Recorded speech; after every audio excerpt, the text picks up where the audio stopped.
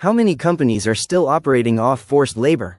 Despite global efforts to eradicate slavery, forced labor remains a significant issue in the modern world. Many companies, knowingly or unknowingly, have supply chains that are linked to forced labor practices. This document provides an overview of the current situation, the industries most affected, and steps being taken to address the problem. Understanding forced labor today. Forced labor, sometimes referred to as modern slavery, involves situations where people are coerced to work through violence, intimidation, or accumulated debt.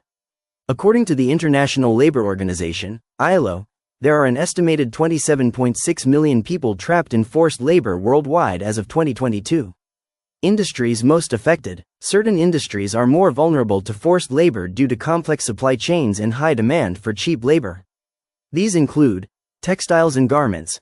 Many fast fashion brands source materials from regions with poor labor protections. Electronics.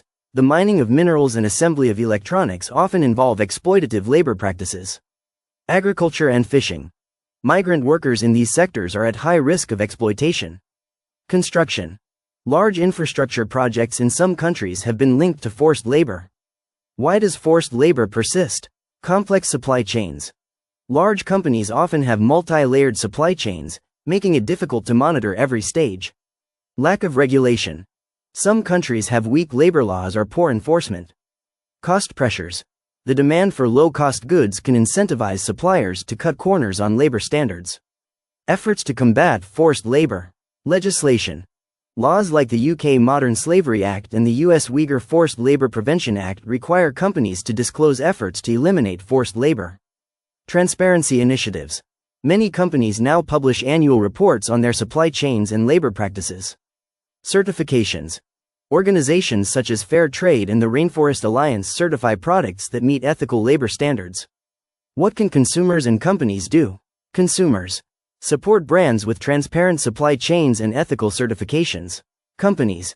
Conduct regular audits, work with ethical suppliers, and invest in traceability technologies.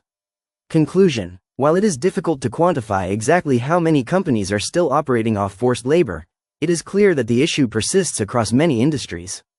Ongoing vigilance, stronger regulations, and consumer awareness are key to driving change and ensuring fair labor practices worldwide.